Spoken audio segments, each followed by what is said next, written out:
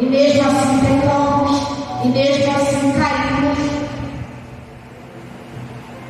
Eu vou deixar uma palavra no livro de Mateus capítulo 13.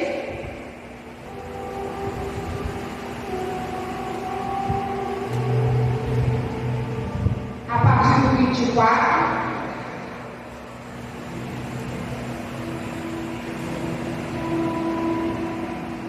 E o Senhor Jesus, ele falava muito por parábolas. O mais interessante disso é que ele traz uma parábola em cima de outra parábola com um significado praticamente igual. Amém? Todos acharam? Mateus capítulo 13, versículo 24, tem como tema a parábola do trigo do joio. E diz assim: propôs-lhe outra parábola, dizendo: o reino dos céus é semelhante ao homem que semeia boa semente no seu campo. Mas dormindo, os homens veio a seu inimigo e semeou o joio no meio do trigo, e retirou-se. E quando a erva cresceu e frutificou, apareceu também o joio. E os servos do pai de família, indo ter com ele, disseram: Senhor, não semeaste tu no campo boa semente? Por que tem então joio? E ele lhes disse: o inimigo é quem fez isso. E os servos lhe disseram: queres, pois, que vamos arrancá-lo? Porém ele lhes disse: não, para que ao colher o joio não arranques também o trigo. Deixai crescer ambos juntos até a ceifa. E por ocasião da ceifa direi aos ceifeiros: colhei primeiro o joio e atai-o em molhos para o queimar, mas o trigo ajuntai no meu celeiro. Olha só o outro que diz assim: outra parábola lhe propôs, dizendo: o reino dos céus é semelhante ao grão de mostarda, que um homem pegando nele semeou no seu campo. Não, perdão dele. O 36, que diz assim: então, tendo despedido a multidão, foi Jesus para casa. E chegando ao pé dele, seus discípulos dizendo: explica-nos a parábola do joio e do campo. E ele respondendo disse-lhes: o que semeia boa semente é o filho do homem, e o campo é o mundo. A boa semente são os filhos do reino, e o joio são os filhos do maligno. O inimigo que o semeou é o diabo, e a semente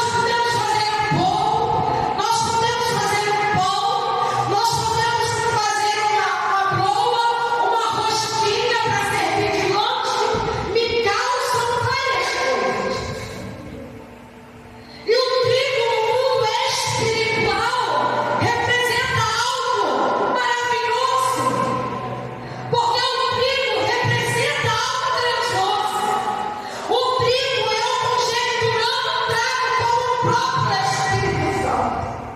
É essencial na nossa vida. É essencial porque nós temos que ter uma comunhão com Deus. Nós temos que chamar a atenção de Deus de tal forma a sentir a presença do Espírito Santo na nossa vida. A Marcela falou algo muito interessante quando ela dizia assim: eu tiro por mim, eu acho bonito quando nós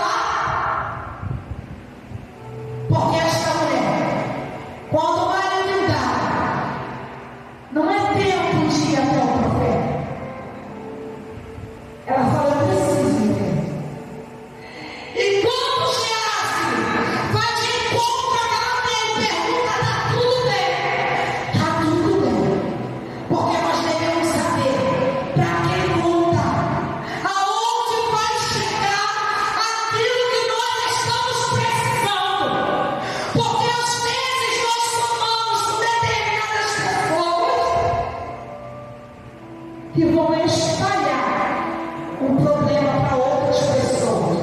E ao invés das pessoas dobrarem o joelho para orar e dizer assim: ué, tá na igreja pra quê? Ué, mas na mulher de Deus está passando esse processo, não é homem de Deus, por que está passando esse processo? Mas eles esquecem que na última ceia o Senhor disse: no mundo tereis aflições, mas tende bom ânimo, porque eu venci. O Senhor, quando estava prestes a ser crucificado, Ele não disse: vai ser fácil. Ele disse: tereis aflições, mas tende bom ânimo. Em outras palavras, a porta é estreita. Se quer ganhar o céu, é gemendo, é chorando, é glorificando, é exaltando, é sabendo a quem você deve buscar. É saber que diante de Deus você tem que se prostrar. Eu vejo esse lavrador aqui, olhando para toda a sua plantação, em tudo que tinha ocorrido. Eu vejo um homem com uma sabedoria agora, porque este homem poderia muito bem dizer assim: olha, eu quero que vocês, antes de arrancar o joio, falar no meu vizinho que fez isso, que se levantou com inveja sobre a minha casa, que se levantou com inveja contra o meu trabalho, e dê cabo da vida dele. Mas ele não fez isso. O seu servo disse assim: olha só.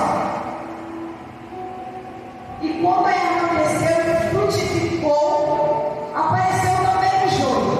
E os servos do pai de família, indo ter com ele, disseram: Senhor, não semeaste tu no teu campo boa semente?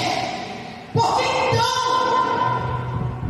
tem então o joio. Ou seja, os servos também estavam com ele plantando. Os servos também estavam na incumbência de colocar a mão no arado e estar ali plantando a boa semente.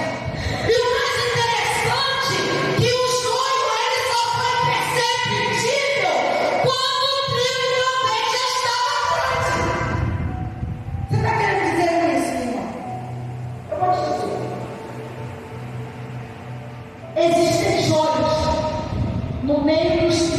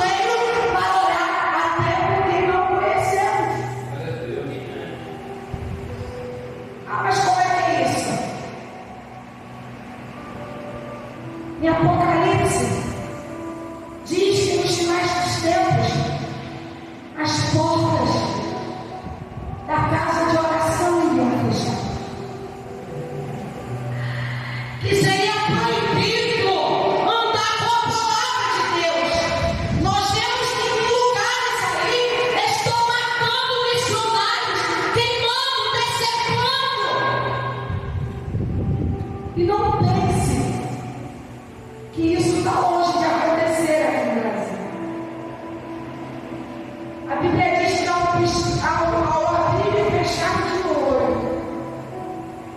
Então, muitas das vezes, nós queremos paralisar os olhos que estão no nosso meio. Enquanto o Senhor diz, é o meu tempo, é a minha hora, quem tira sou eu, quem transforma sou eu, quem cura sou eu, quem liberta sou eu. Se Deus quiser pegar um filho desse das trevas, que está em nosso meio como jogo, para trazer a mim, a você e transformar, ele vai. Porque ele é poderoso. E aí nós vemos assim, como é que pode? Fulano está na igreja, mas faz tanta coisa. Deus não está vendo?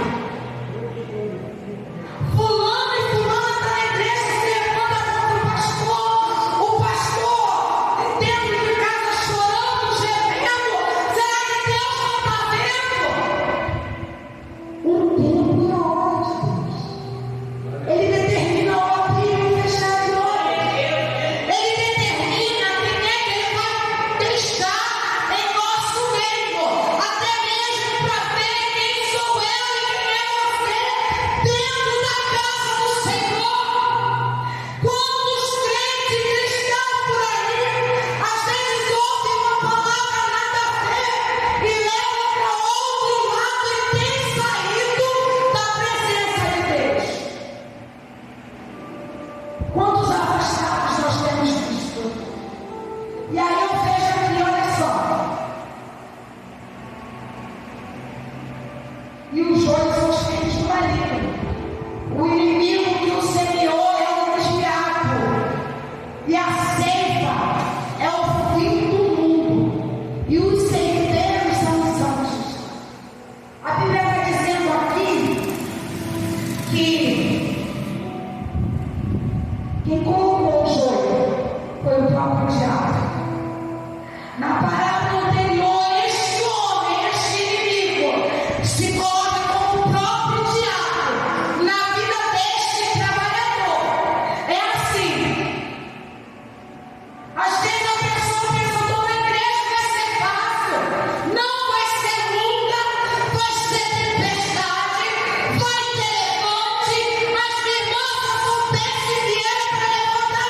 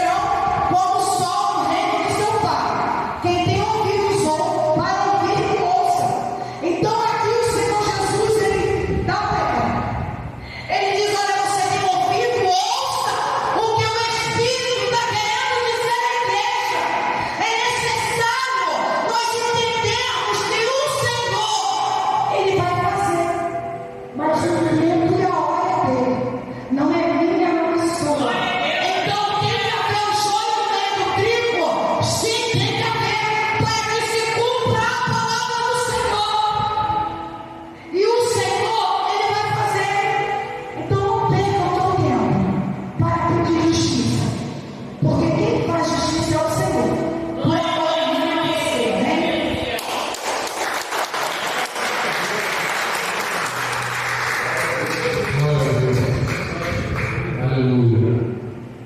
Que nós possamos fazer sempre uma boa oração.